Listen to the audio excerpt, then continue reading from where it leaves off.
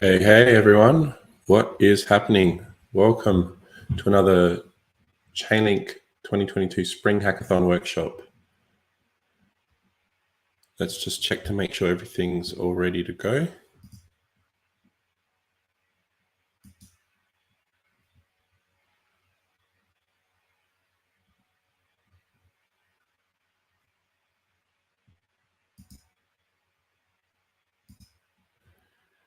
Yep, all right, looks like everything's all good. We are now live. We'll just give it a couple more minutes for people to join.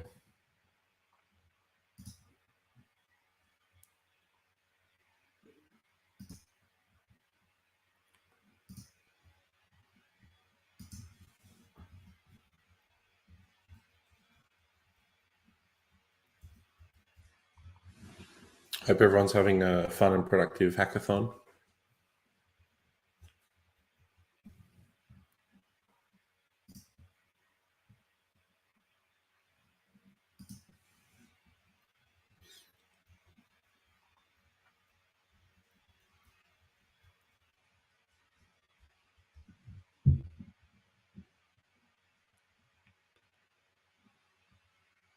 Can everyone hear me? Can you guys hear me?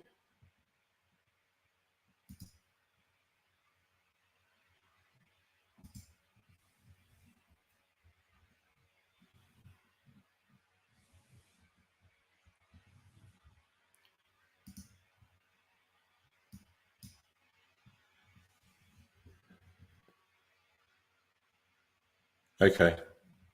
All right, good to hear. Yeah, sorry if the video is choppy. Hopefully that fixes itself.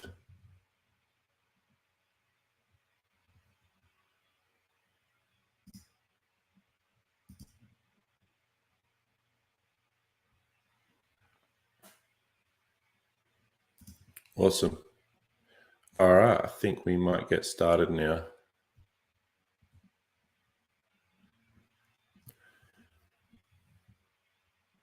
All right, I'm just going to share my screen.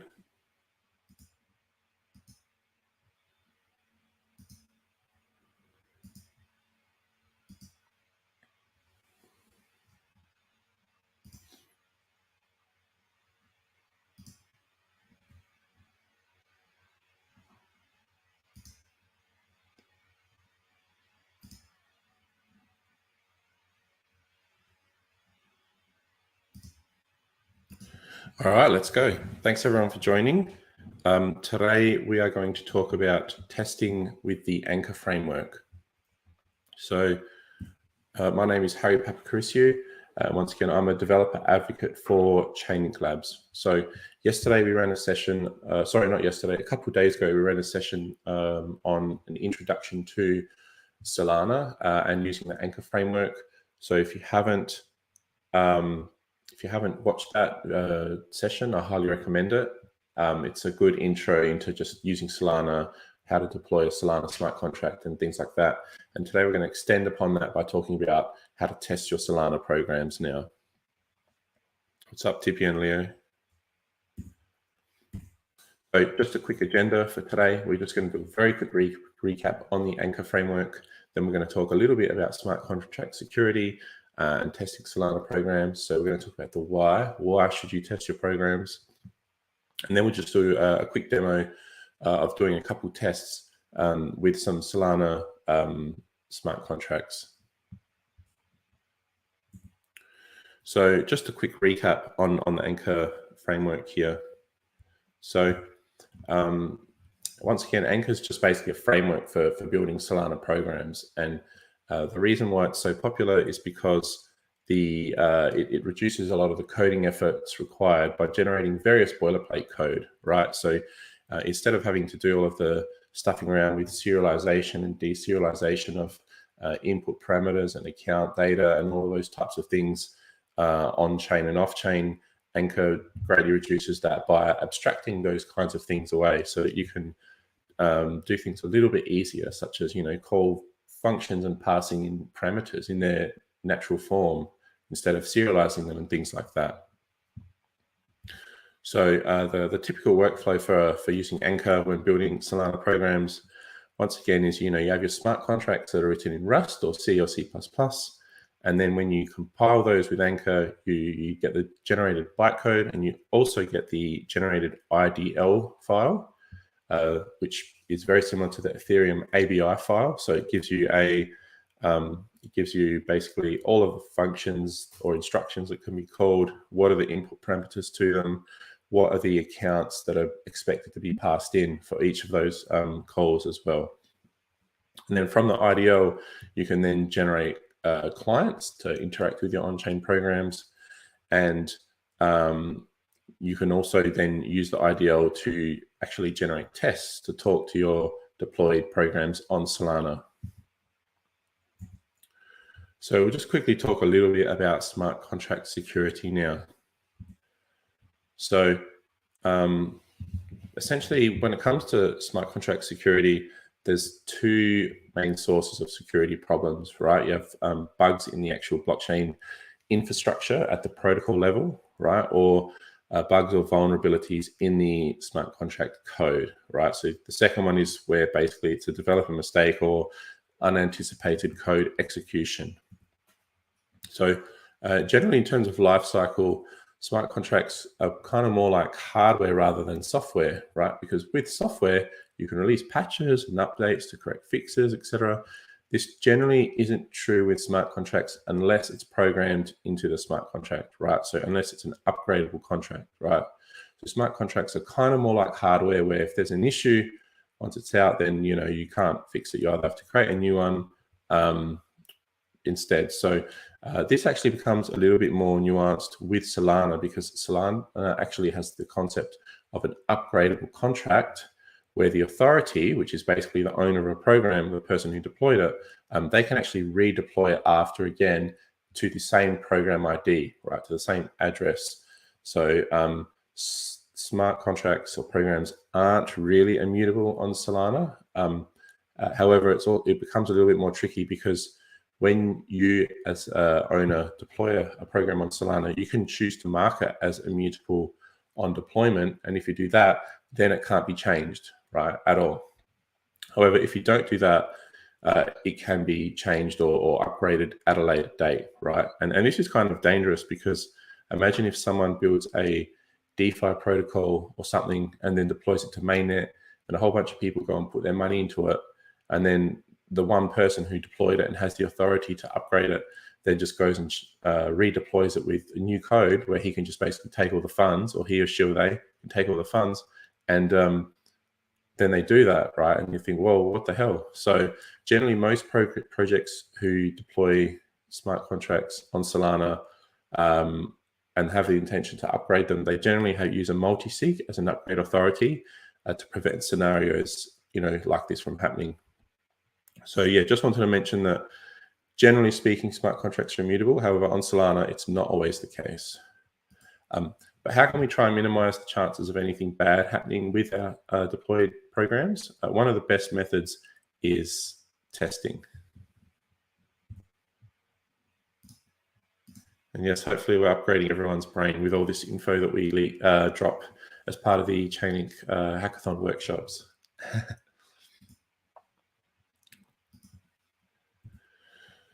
So most of you probably already know this, but testing is basically executing code in order to try and find issues, right? So a combination of subsequent structured executions, validating the result at each step, right?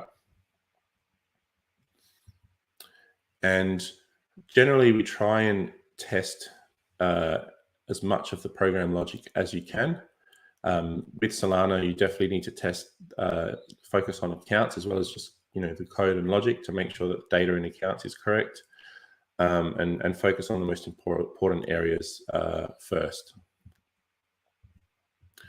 So in the context of testing, you have bugs and vulnerabilities. So a bug is like when an issue leads to a planned scenario not executing, whereas a vulnerability is basically where you basically have something completely unexpected happen that you had no idea was going to happen, right? So tests don't generally prevent vulnerabilities. Tests prevent bugs. So testing can be broken up into two kind of subsections. So there's unit tests and integration tests. So unit tests are basically simple contained tests that verify a single behavior or component within your program. And integration tests are generally more complex, that test various interactions between multiple components. So it could be other deployed programs on Solana already that you're hooking into and using, or it could be off-chain components such as oracles, things like that. So in testing, we generally use the arrange, act, assert testing pattern here. So first we arrange the initial conditions required, right? We deploy a contract that's going to, look up a Chainlink price feed value. Then we act by calling the function to be tested, call the function that basically does that, and then assert the result of the action. Does the return Chainlink price feed value, is it a real number? Is it a positive number?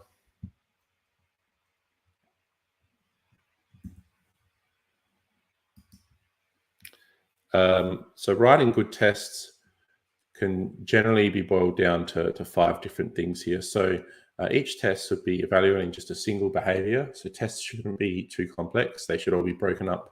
If you have complex logic, you should break it up into multiple tests. They should be repeatable. So they should always produce the same result no matter how many times you run them.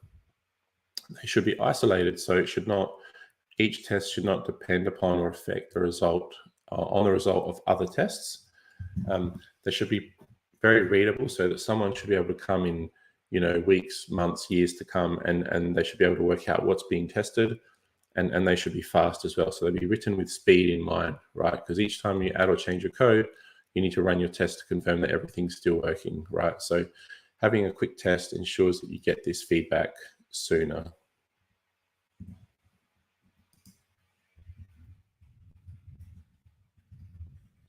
So let's discuss integration tests. Basically, an integration test is where you have where you're testing interactions between multiple components, and some of those components may be things that you're not directly in charge of, you didn't deploy, you don't own. So it could be interactions between contracts, contracts already deployed, or even contracts that you have as well. It can be an interaction between on-chain components and off-chain services such as oracles. And generally, JavaScript or TypeScript tests that are written for Solana are external to the Solana, Rust, or C programs, and they're good for testing how things look outside the blockchain, right? So if you've got a front end for your programs, these kinds of tests are great for testing that the front end will be able to successfully interact with your programs.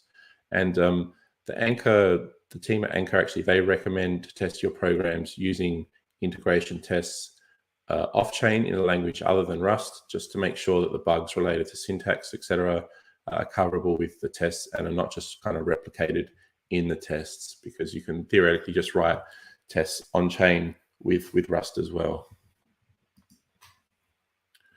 So when it comes to testing with Anchor, basically all you need to do is use the Anchor CLI, and you just need to run Anchor tests. So what that does is it runs an integration test suite against the configured cluster, deploying new versions of all workspace programs before running them. So basically what that means is when you run that command, it will basically bundle up all your programs and then go and deploy them to the configured cluster, whether it's your local Solana cluster running on your machine, or whether it's DevNet, etc. And then it will also look for a test script definition in your anchor.toml file, which everyone has if you're using Anchor as part of your project. And if the configured network is a local net, the local cluster, it'll automatically start the local network and run the test. So you don't need to have your local cluster running. In fact, it'll give an error if you have it running and you try to run the Anchor test command. So it will automatically spin one up, deploy the code, run the tests, and then stop it. So I think there is a flag when you run Anchor test to just use an already running one. However, I can't remember what it is off the top of my head, but if you check out the Anchor docs, I'm sure you'll find it. So here's the section in the anchor.toml file that it looks for when you run Anchor test. And basically it looks for this script section. And this essentially will run all TypeScript tests in the project that are in this tests folder here. And when you generate a new Anchor project using Anchor init, you get this generated as kind of a boilerplate kind of script as well. So you generally don't have to put anything in here or modify it. Cool. Let's do a bit of a demo now. We'll just see if there's any questions.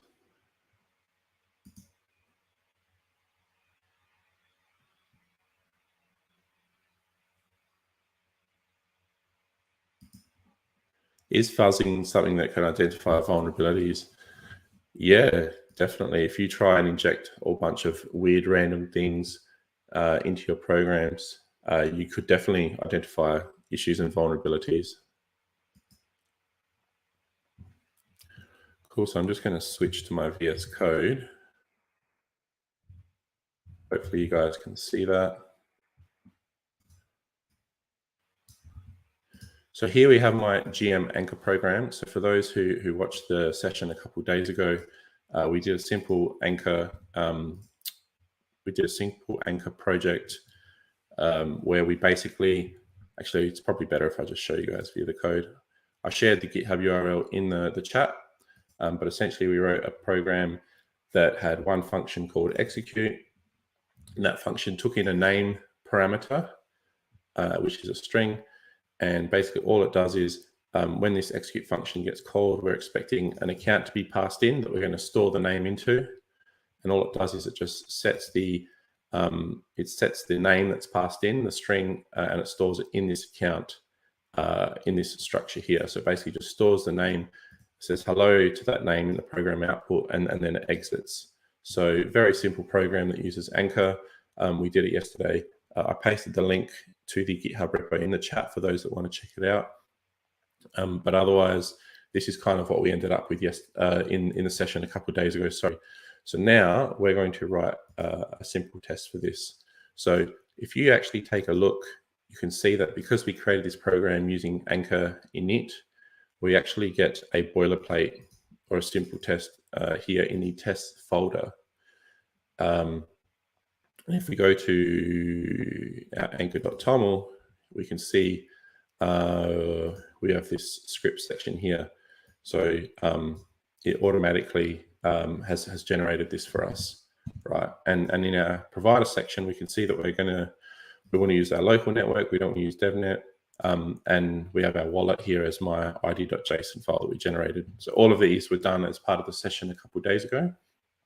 So it's kind of already set up in terms of just having a simple test ready to go. So if we have a look at this test here, you can see that it's using some stuff from the Anchor JavaScript library, and it's importing our GM Anchor program here. So we're just setting our provider here, which basically says we want to just use our local cluster because we've specified here we want to use our local cluster in the provider. And then the cool thing that it does here is Anchor's got this thing called a workspace where you can hook into all of your deployed stuff without having to look up deployed program IDs and IDL files and stuff like that. So you can go anchor.workspace and in this case, GM Anchor, and it will automatically find your program and you can hook into it and use it.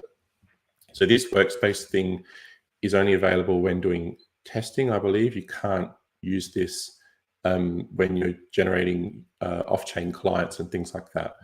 So basically, we're just hooking into our program here, our deployed program, and all we're doing is we're basically doing one test here saying is initialized, and all we're doing is we're calling the execute method in our program. So I'll go back to our code. Here's the execute function. We're basically just calling that with blank string, and we get a signature back, right? So we're not really testing anything other than we can actually call the function. So I should be able to now run Anchor test.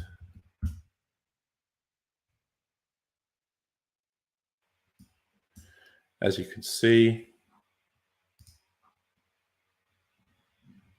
we have a pass here. So is initialized, got a tick, and we have a transaction signature here.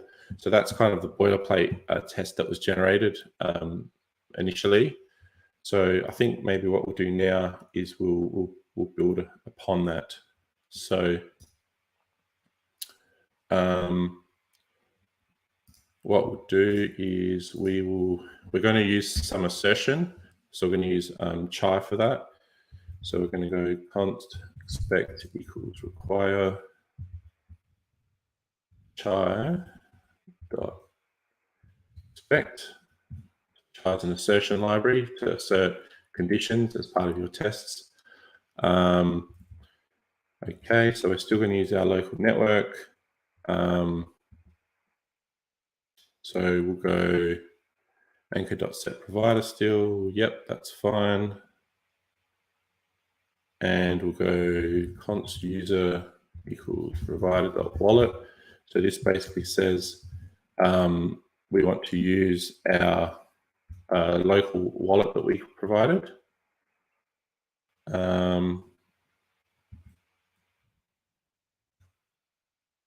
Something's wrong here, hold on.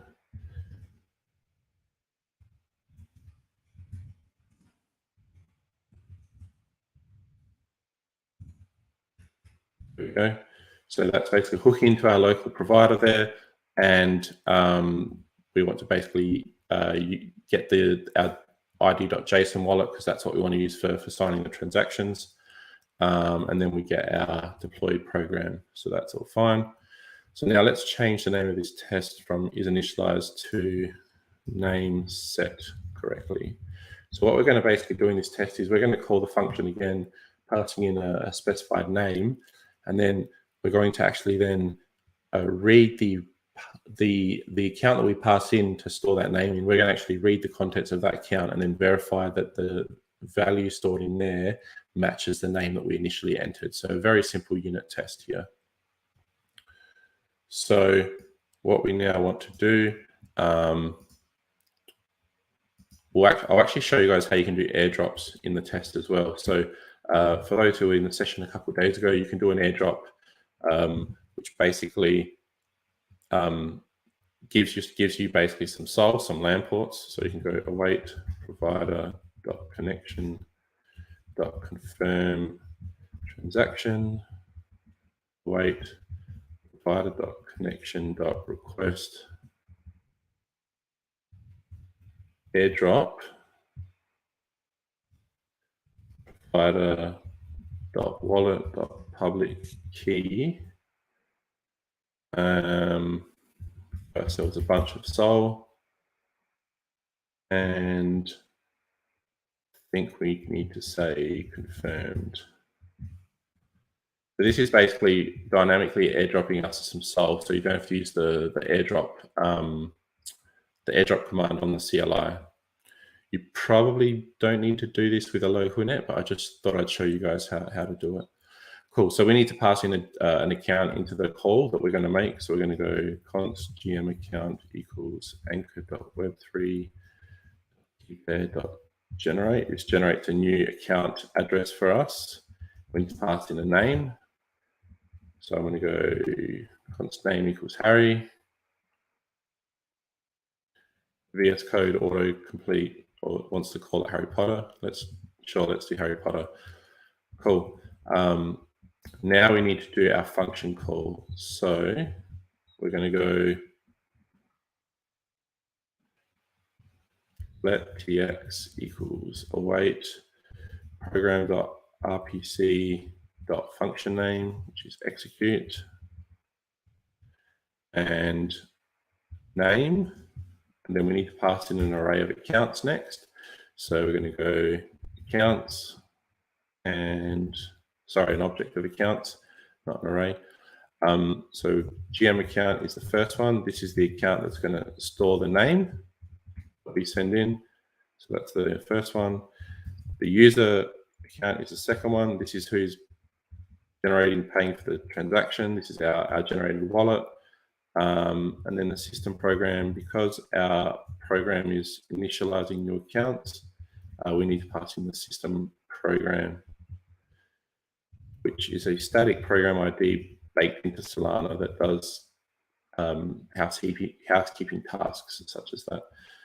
Cool. So what else do we want to specify? We'll specify the commitment. So the starting point at which we want to do this is for confirmed blocks. That's fine. And signers, we want to sign with the GM account so that the program verifies that we actually control it.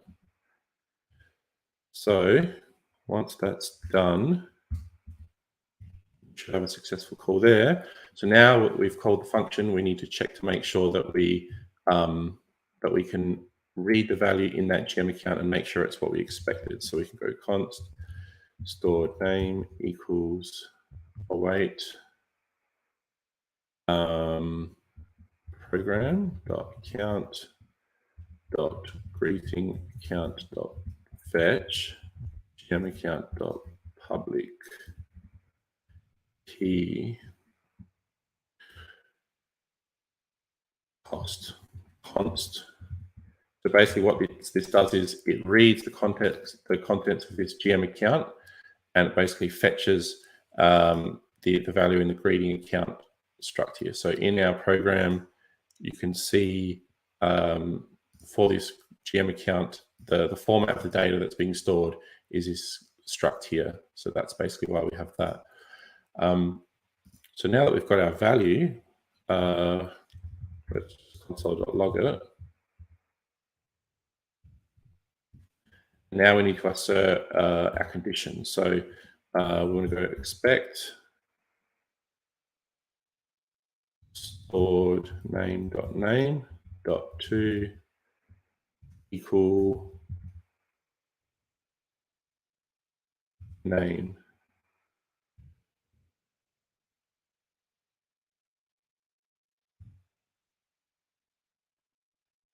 No, autocorrect screwed me here. Expect stored name dot name dot to dot equal name. If you want more info about the syntax of these assertions, you can check out the chai documentation. So we're basically grabbing the value from that account and checking if the value stored equals the name here, Harry Potter. So I think that is it. Let's give it a shot. Run anchor test. Awesome. So name, Harry Potter, we have a transaction signature, name set correctly, ticked. So we successfully called the function. So anchor basically grabbed our program, deployed it to a local net, and it ran our test, and it called the function passing in Harry Potter.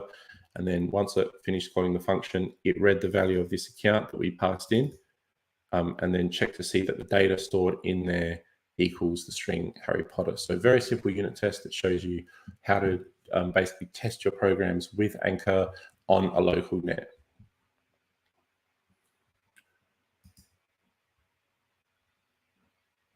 I'll just see if there's any questions here.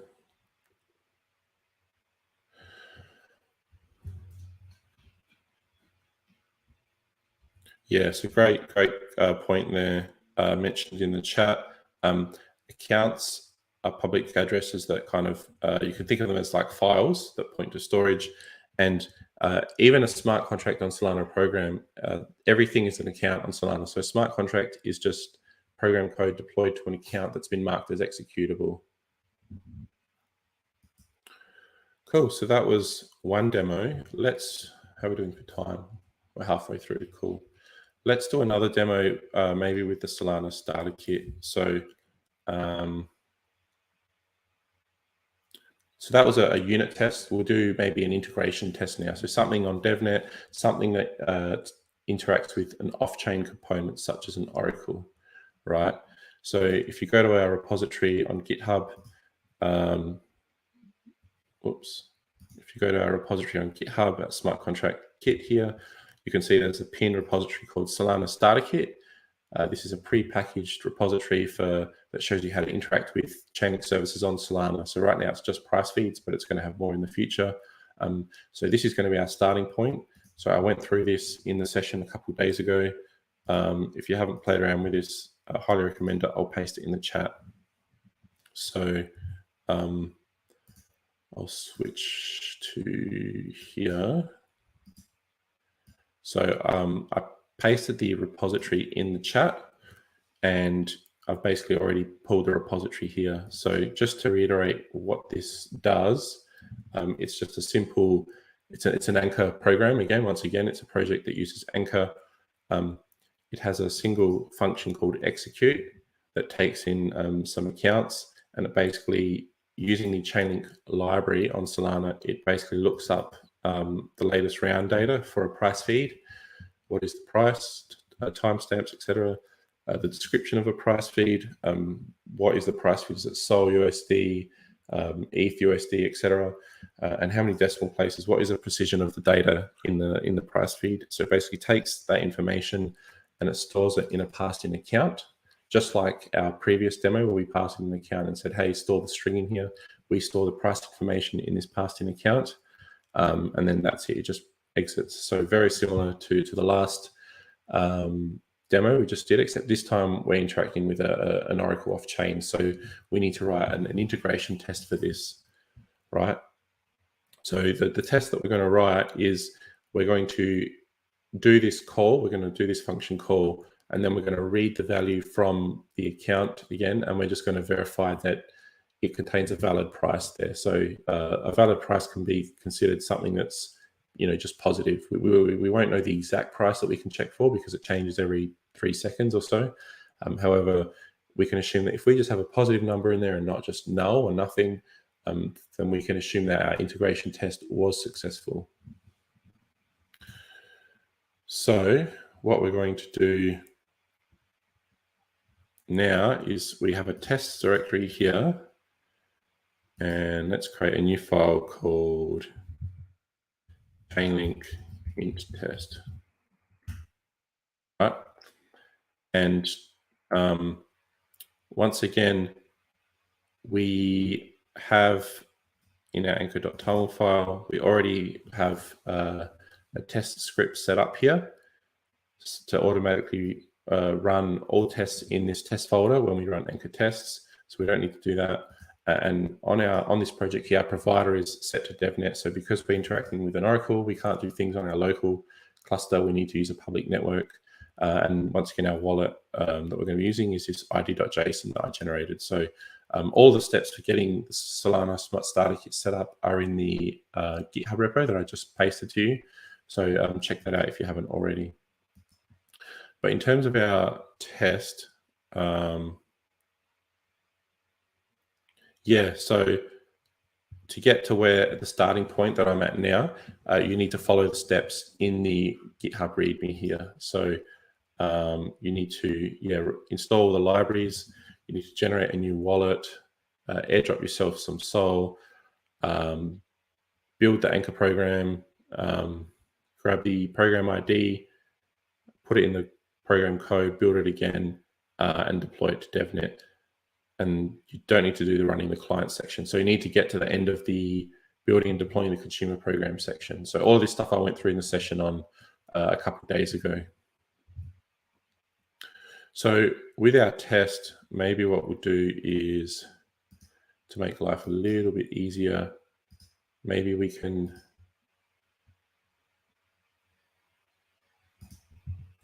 take this test as a starting point,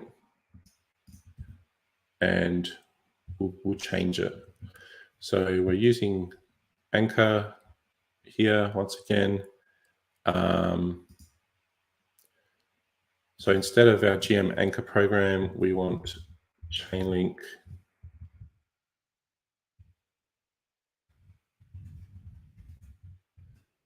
Solana demo. So this is our deployed program. It's going to be Chainlink Solana demo here. We're going to acquire the assert library this time. terms of our asserting that we're going to do. What else? Because we're dealing with the big number in the Anchor JavaScript library as well. And I think that might be it. Cool. So now let's put in a couple of static values. So Chainlink program ID is the first one, and Chainlink feed is the second one, and divisor. We can grab this from the feed info itself, but for now we'll just set it to that. So let me fix that. Chainlink program ID.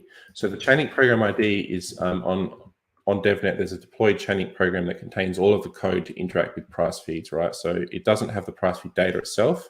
It's just got the code.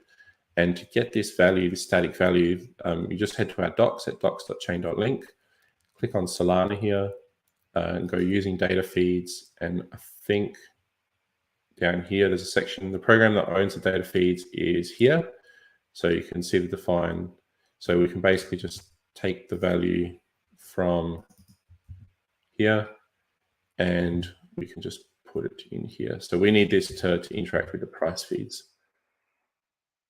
Now, Chainlink feed, this is the feed that we want to interact with. So once again, in our Chainlink docs, if you go to the Solana data feed section, it has all of the feeds for DevNet. So we could just pick one. Paste in the chat if you have a preference, what feed do you want us to look up? BTC, ETH, Link, Sol, maybe not a stable coin.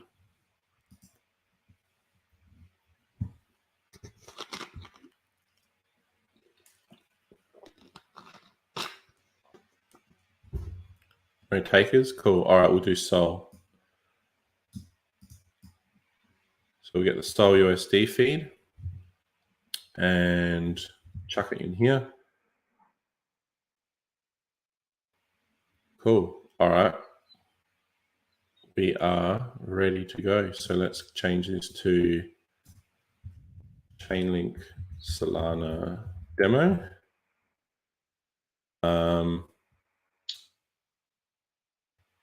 And what we're going to do is we're going to set the provider again.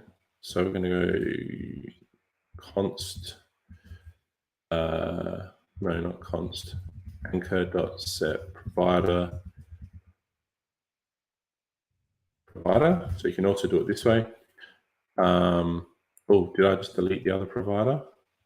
Yeah, I think I did.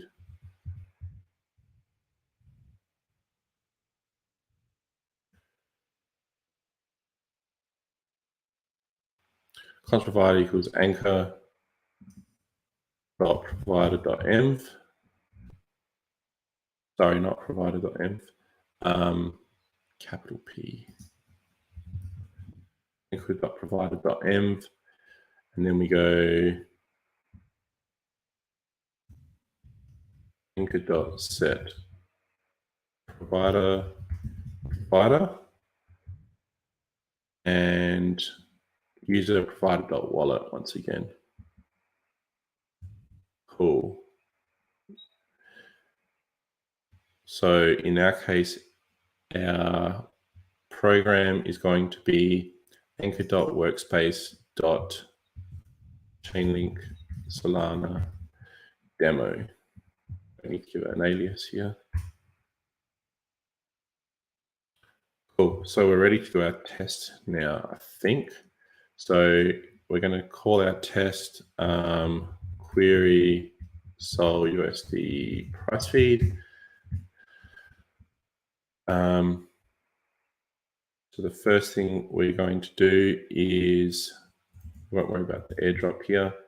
We need to generate a new account. So we'll call this account price feed account. So this will give us a generated address for our new account. it won't initialize it. That's what our program on chain does, but it will just generate that key pair for us. And I think that's it. We don't need anything else. So I think execute is the name of our function again here. Yep, execute. So program.ipc execute. In this case, we're expecting some different accounts though. So I think the first one that we're expecting as per the anchor account section here is we're expecting one called decimal. That's going to contain the data that the price feed data. It's going to get populated with a decimal user and then a couple Chainlink accounts and then the system program. So if we go back here, decimal is going to be this new account that we're generating here. A user, once again, is our wallet address that we're going to be paying for the transaction with. So next is the Chainlink feed that we want to pass in. So which feed do we want to look at price data from? So Chainlink feed. And for that one, we already have our static variable here, which is the SolUSD account. And then the next one is the Chainlink program. And this is the Chainlink program ID here. So this is that deployed program on DevNet that has all the code for interacting with price feeds. And then the final one is the system program, I think. So Chainlink feed, Chainlink program, system program. So that's all of the accounts. And we want to sign with the decimal count so that we can prove, with the price feed account so we can prove that we own it, control it. And that's it. That will call our function. So now we just need to verify that everything's correct. So we're going to read the value from the price feed account after. And we'll go latest price. Print that out.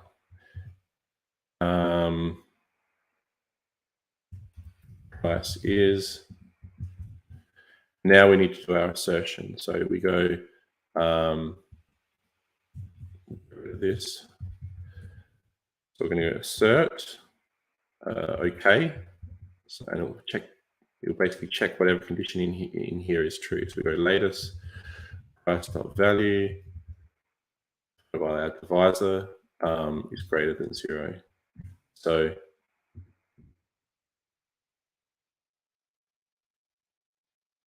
something wrong here. There we go.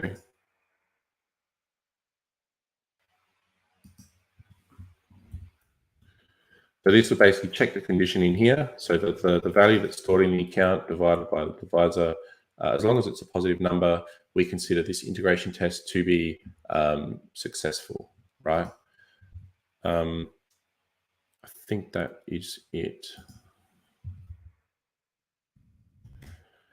Now, there's been some issues with the DevNet RPC endpoint, the free one. So it's been a bit finicky. So if you're using DevNet and you are using the free RPC endpoint, in our Solana docs here, you can see there's some free RPC endpoints here. So DevNet, it's api.devnet.solana.com. I think, yep. That's the one that we're using here. So if you go into our anchor.toml, you can see here, yeah, we want to do our tests on the DevNet cluster, and we're using our wallet. So as you can see, yeah, it's stuffing around again. Service unavailable for api.devnet.solana.com. If you do get this, I think it just means that it's being hit quite a lot. And usually if you try again once or twice, it works. So this wasn't an issue a few days ago, just in the last couple of days, I think. So I'll try a couple more times. If it doesn't work, it's not a huge deal. But yeah, once again, we're just doing an integration test that we can successfully interact with a Chainlink data feed. In this case, we're interacting with the SolUSD account here that stores all of the SolUSD price feed data on Solana DevNet. And we just want to verify that we can interact with it. So unfortunately, RPC endpoint doesn't want to work. Try it one more time. Otherwise, I'll talk about where you can learn more and we'll wrap things up.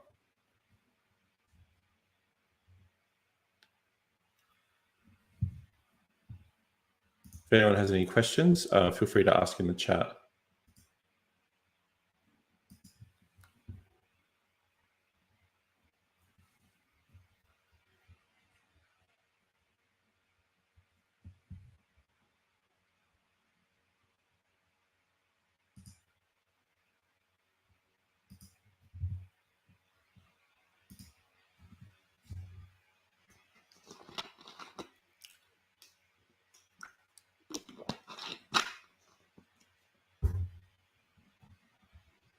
Just thinking.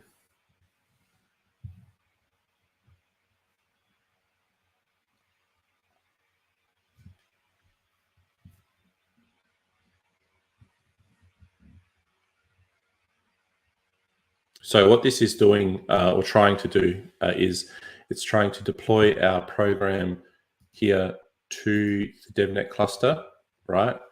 So it deploys it and then it interacts with it and runs the test, right? So I think that was the deployment step. It's just deploying the program now. And once it's deployed, it will run the test against it. Finalizing transaction. So it was successful that time, except I have a bug in my test. So let's see what happened here. Name is not defined. Where am I using name? Okay. Yes, we don't, no parameter here. So that was my fault. Name. If I run it now, it won't work.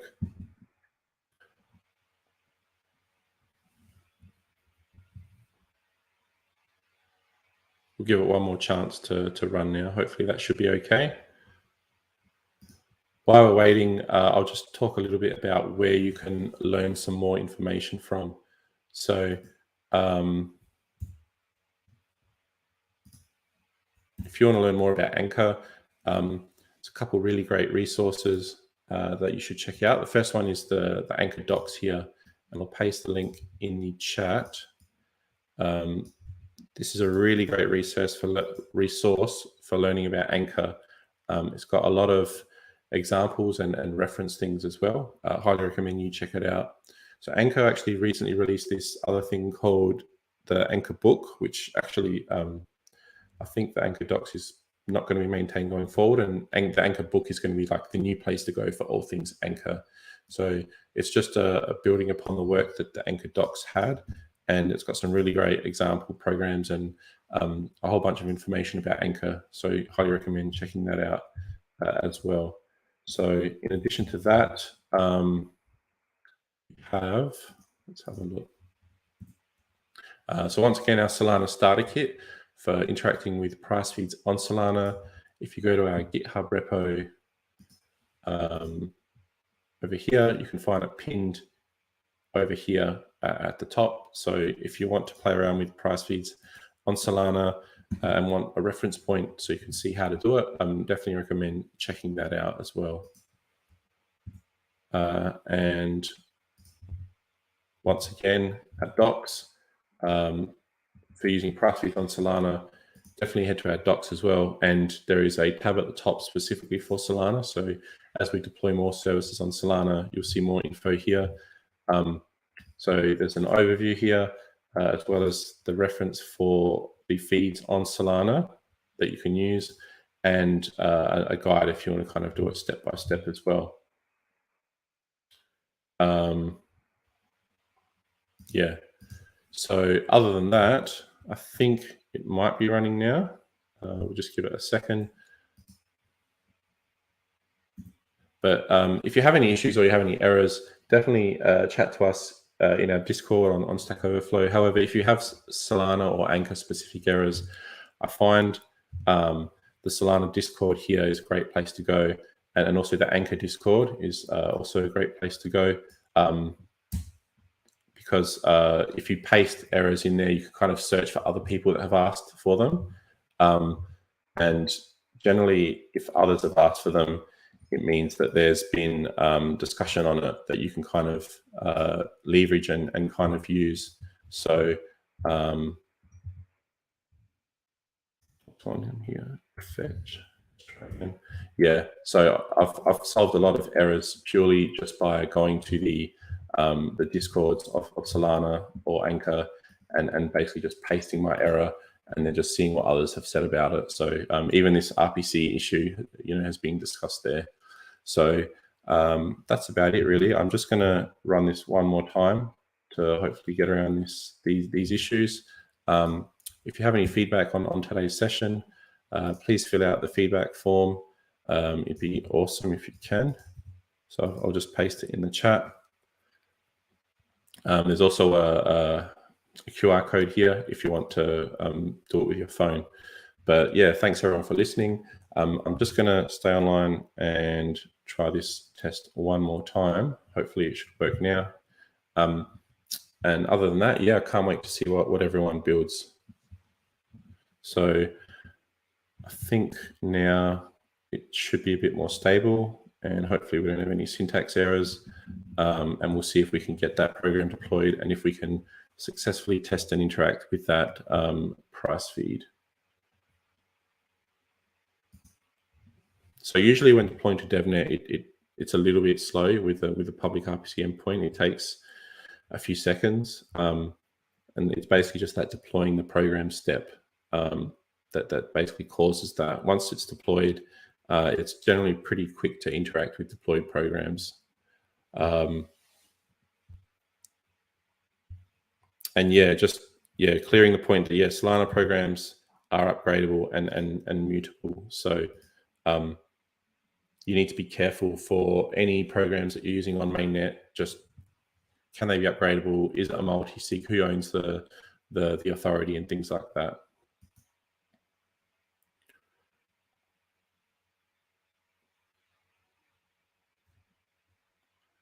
Cool. We finally have a successful test. So as you can see, the price of Solana now $95.69, and the test successfully passed because that's a positive value, right? So we successfully did an integration test where we deployed a program and interacted with the price feed with that program and then checked the result. So there you go. So I hope everyone had got something out of today. Looking forward to seeing what projects you build, and can't wait to interact with you all in our Discords and all the various social media channels. So thank you.